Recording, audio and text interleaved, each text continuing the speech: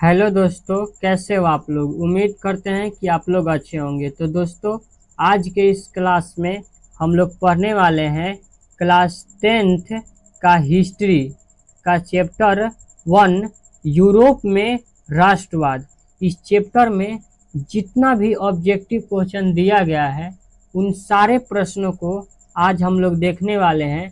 तो दोस्तों, चलिए इस क्लास को हम लोग फिर शुरू करते हैं। आपका पहला नंबर सवाल है, फ्रांस की क्रांति का प्रमुख कारण था। फ्रांस की क्रांति का प्रमुख कारण था। तो इसका जो सही जवाब होगा वह होगा ऑप्शन ए, निरंकुश शासन। फ्रांस की क्रांति का प्रमुख कारण निरंकुश शासन था। आपका अगला नंबर सवाल है, नेपोलियन संहिता किस वर्ष लागू की गई। नेपोलियन संहिता किस वर्ष लागू की गई। तो इसका जो सही जवाब होगा वह होगा ऑप्शन बी, 1804 ईस्वी में। आपका अगला नंबर सवाल है, फ्रांस में किस शासक वंश की स्थापना वियना कांग्रेस के द्वारा की गई। फ्रांस में किस शासक वंश की स्थापना वियना कांग्रेस के द्वारा की गई। तो इसका जो सही जवाब होगा वह होगा ऑप्शन सी, बूर्बो वंश। फ्रांस में बूर्बो वंश की पुनः स्थापना वियना कांग्रेस के द्वारा की गई थी। आपका अगला नंबर सवाल है, वियना सम्मेलन का अध्यक्ष कौन था। वियना सम्मेलन या वियना कांग्रेस का अध्यक्ष कौन था। तो इसका जो सही जवाब होगा वह होगा ऑप्शन ए, मेटरनिक। वियना सम्मेलन या वियना कांग्रेस का अध्यक्ष मेटरनिक था। आपका अगला नंबर सवाल है, मेटरनिक कौन था। मेटरनिक कौन था। तो इसका जो सही जवाब होगा वह होगा ऑप्शन ए, ऑस्ट्रेलिया का चांसलर। मेटरनिक ऑस्ट्रेलिया का चांसलर था। आपका अगला नंबर सवाल है, मेटरनिक व्यवस्था का उद्देश्य क्या था। मेटरनिक व्यवस्था का उद्देश्य क्या था। तो इसका जो सही जवाब होगा वह होगा ऑप्शन बी, पुरातन व्यवस्था की पुनः स्थापना। आपका अगला नंबर सवाल है, नेपोलियन कोड में कुल कितने कोड थे। नेपोलियन कोड में कुल कितने कोड थे। तो इसका जो सही जवाब होगा वह होगा ऑप्शन ए, 5। नेपोलियन कोड में कुल कोडों की संख्या जो थी ना वह 5 थी। आपका अगला नंबर सवाल है,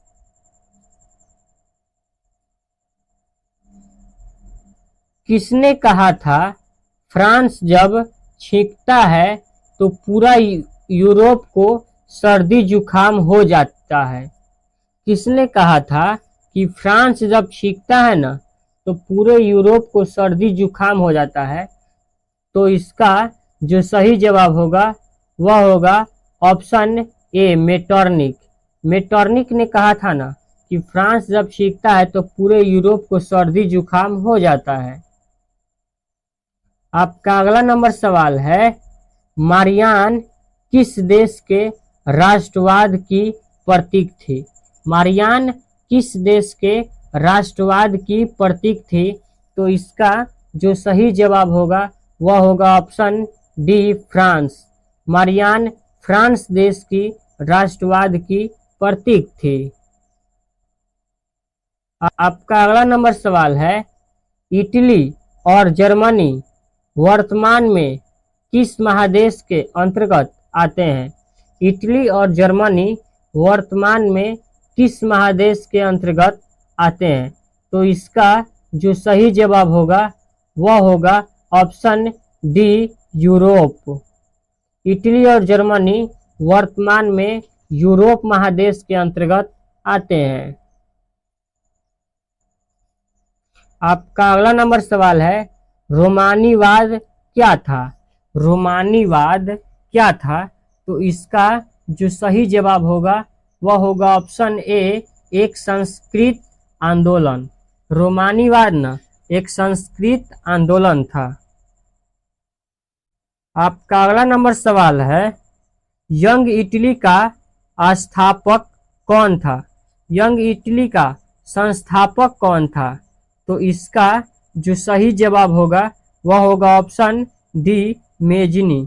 यंग इटली का संस्थापक मेजनी था। आपका अगला नंबर सवाल है,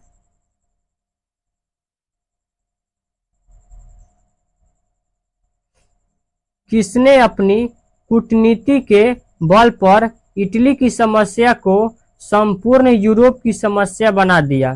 तो इसका जो सही जवाब होगा वह होगा ऑप्शन डी, काउंट काबूर। काउंट काबूर ने अपने कूटनीति के बल पर इटली की समस्या को न संपूर्ण यूरोप की समस्या बना दिया। आपका अगला नंबर सवाल है,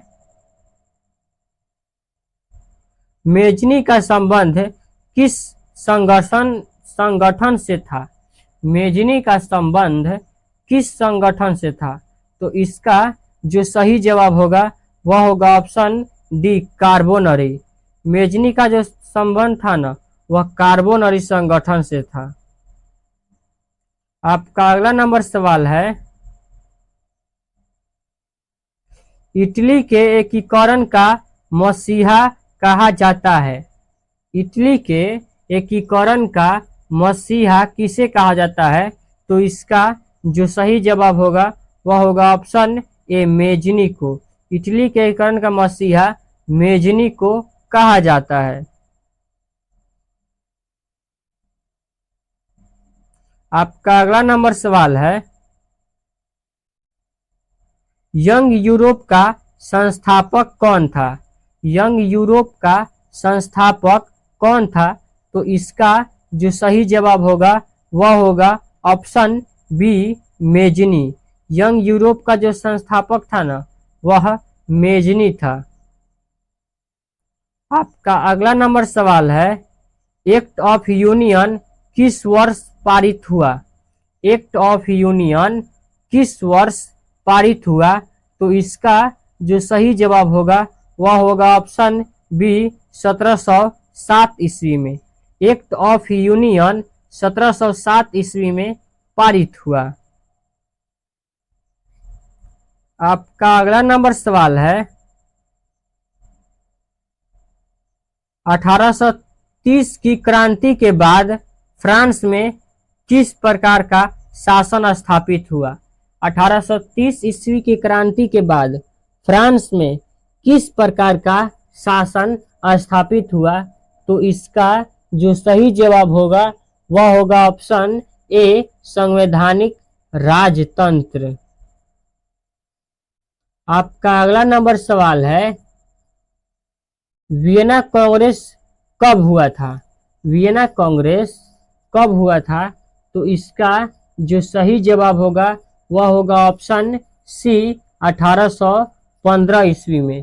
वियना कांग्रेस 1815 ईस्वी में हुआ था। आपका अगला नंबर सवाल है, राष्ट्रवाद की अवधारणा का जन्म किस घटना से माना जाता है? राष्ट्रवाद की अवधारणा का जन्म किस घटना से माना जाता है? तो इसका जो सही जवाब होगा वह होगा ऑप्शन बी, पुनर्जागरण।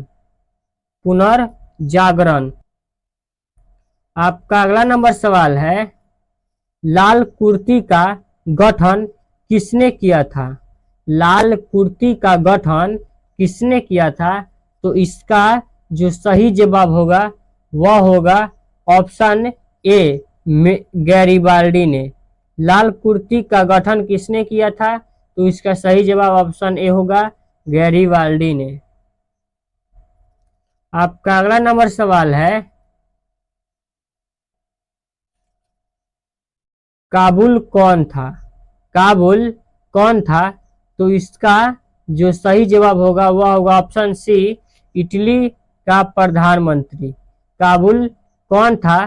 तो इसका जो सही जवाब होगा वह होगा ऑप्शन सी, इटली की प्रधानमंत्री।